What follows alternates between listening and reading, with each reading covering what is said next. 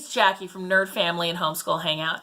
Today, we're going to do a quick walkthrough of the private school affidavit for the state of California for private homeschoolers. If you like these kind of technical homeschooling videos, do me a favor and give this a thumbs up and subscribe. You can even hit the little bell to be notified every time I upload. Let's get into this. For those of you who don't know, if you are a private homeschooler in the state of California, meaning you do not use a charter, or you do not use a larger homeschool group that files your paperwork for you, you need to file a private school affidavit with the state of California. Now, this is only online for 15 days a year. It is from October 1st to October 15th, and you to submit it online. Now, if you start homeschooling at a wildly different period, you can print it out, fill it out, and send it in. But you can only do it online for these 15 days. For those of you who are wondering if you qualify age-wise, you don't need to start filling this out until you have a 6-year-old, because that in California is when you need to send your kid to school.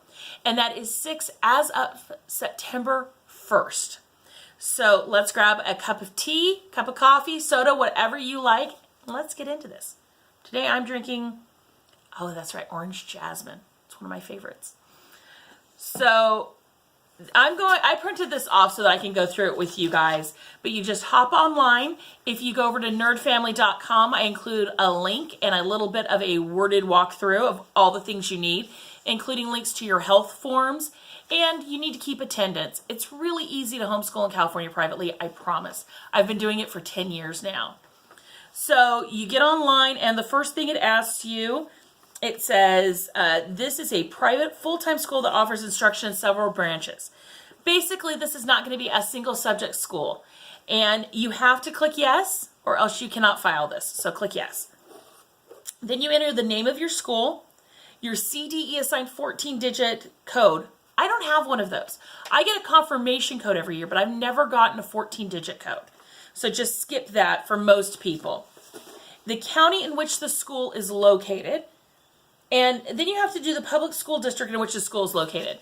When you go to type that in, no, it's not broken.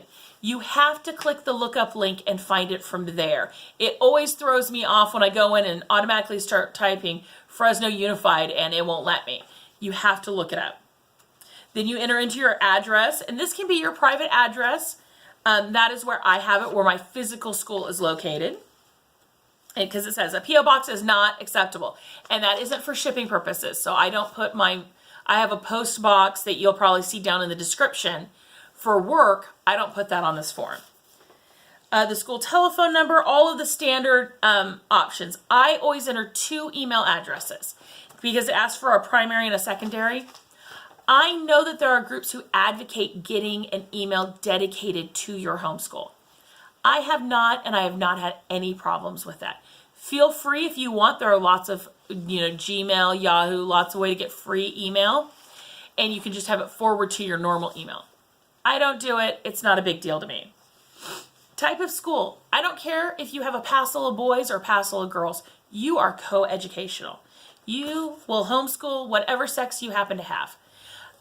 These are things that raise flags statewide. So it means versus like running a girls' school is different than running a co-ed school that just happens to have girls in it. School accommodations. You are a day-only school. When you start saying you're a residential boarding school, it raises flags, but it also means you have to have different insurance to insure your students and things like that. They're living with you because you're their parents, not because you're a boarding school, even though it feels like it. Does the school provide special educational services? No.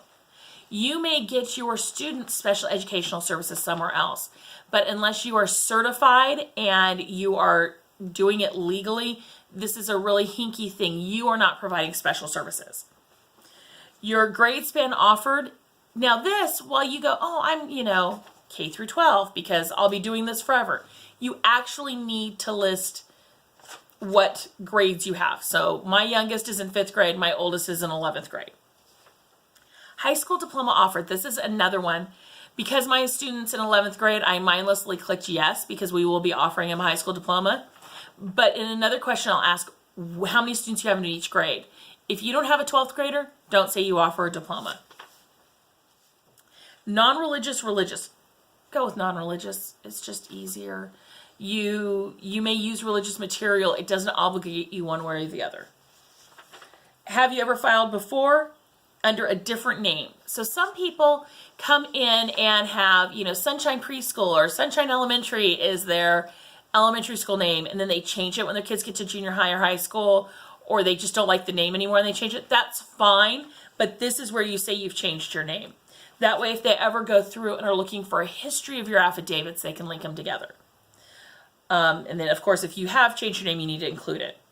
Has the public school district changed since last year's PSA? A couple years ago, I moved from one school district to another, and I had to fill that part out. So I just said where I was previously. And then we get into your statistical information. Now, remember, these people are not going to have any of the children's names. This is just your stats. The age range of your kids, how many kids you have in each grade, and then how many graduates you're going to have. Because they keep track of that stuff when you see those studies that say homeschooling graduated at 300,000 kids this year, which, I don't think it does even nationally, but I'm just saying for example. Number of staff on the whole, I always say 2. Even though you can hold multiple positions, I always say 2, my husband and I. And then administrative staff. They really want a site administrator and they really want a director or principal there. And so my husband and I always get split up into those. And you just file your private address on there and your title. It's not too fancy. It's not too specific. But they do need the individual who is the custodian of the records. That means if they get a call for truancy and they want to have someone to say, oh, so-and-so is the person who has your private school affidavit and all of your rules, that's the person the government will contact. I've never been contacted. I've never, ever been contacted. But you do need to have that in there. I always put me because I'm the person you're going to call during the day. And then it says tax status of school. You have to basically click everything here. Under tax status, you're not tax exempt from anything. You're none of the above. You're not a private charity. You have not filed as a 501c3. You are not a nonprofit under section 23701D. None of that. Just none of the above. And then we're going to get down to acknowledgments and statutory notices. And this is where you click every one of them. You affirm that you are running a full-time day school at the elementary or high school level for kids between 6 and 18. You understand this PSA is a public document viewable by the public. That means either by them coming to you or them going to the state. Now, that doesn't mean Joe Schmuck walks up to your door and says, can I see your PSA? But it does mean if the government says, I need to see proof you're homeschooling, you might show it to them.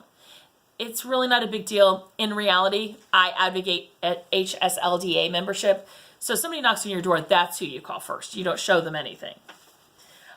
You understand this is not a license or an authorization to operate a private school, meaning I've had a lot of questions on that. And what that means is this isn't giving you any permission. This isn't giving you any certification. This isn't you filing with the state and now you can take pupils in. This is just you filing a statement of your fact. This is not the state telling you anything. It's not a big deal. It just means that you understand that. Versus, oh, I'm a private school with the state of California. Would your student like to attend for $30,000 a year? You'd have to jump through other hoops for that. And it does say, the private school affidavit does not indicate approval, recognition, or endorsement by the state. And it goes through basically saying that the state is not vouching for you by you filing this. They are not saying that you run a great school, that you run an educational school. They're not saying anything about you just because you filed this. Private school authorities are responsible for initiating contact with appropriate local authorities regarding compliance with ordinances governing health, safety, and fire standards, business licensing, and zoning requirements when applicable to private schools. You don't have any of those issues because you are only homeschooling your children. So you don't have to worry about that, but click yes. You understand it. Sorry, frog in the throat. When a school ceases operation, Every effort should be made to give a copy of the pupils' permanent records to parents and guardians. You're the parent and guardian. You'll already have a copy. It's all good. If it can't be given, it's recommended that the custodian of the records retain the records permanently. Meaning, I went to Clovis West. I can still, if I decide to go to another college, even though I'm in my 40s, I can still go get my high school transcripts from Clovis West. Or I can pull the copy I ended up getting. And that's basically what they're saying. They're saying if, like, say, Clovis West had shut down, which is a public school, I understand, they would, as the state, would be retaining my public records, my public school records. As a private school, you need to give your students the same ability. You need to keep a copy of this for 3 years. So in other words, I don't have all of my PSAs I filed, or back when they were called R4s. I don't have all of them. I only have 3 years worth. Everything has a period. Tax records are 7. These are 3. This is not equivalent to obtaining accreditation. Going back to the state is just making it very clear that they are not endorsing you, your behavior, or anything about you. You cannot employ a person who's been convicted of a violent or serious felony. You're not employing anybody. At most, if you do like I do, I am hiring a class for my kids, but I do not employ anybody. And students enrolled in this private school and involved in the school's enrichment enrollment total are full-time students. In other words, I can't double enroll them with, say, the public high school. You are either in the homeschool or you are either there. Full-time enrollment. That's one of the ways to make sure that you're not getting public school money sent for your child somewhere else. And then you electronically sign it.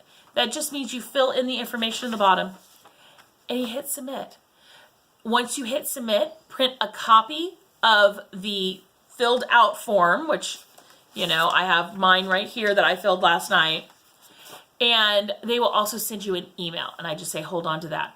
That is basically it to file your affidavit. In the state of California, you only need a few other little things in order to legally homeschool. You can find the details about that over at NerdFamily.com. And I'll include a link to that article down in the show notes here. If you like these kind of homeschooling videos, if you have a friend that you'd like to share this with, hold on a second. If you just think that I am quirky, give this video a like, subscribe, and come back and see us. But before I end, I've got a question for you. Have you ever homeschooled before? Have you homeschooled in another state? Is this new to you?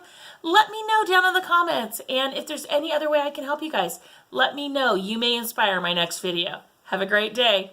Bye.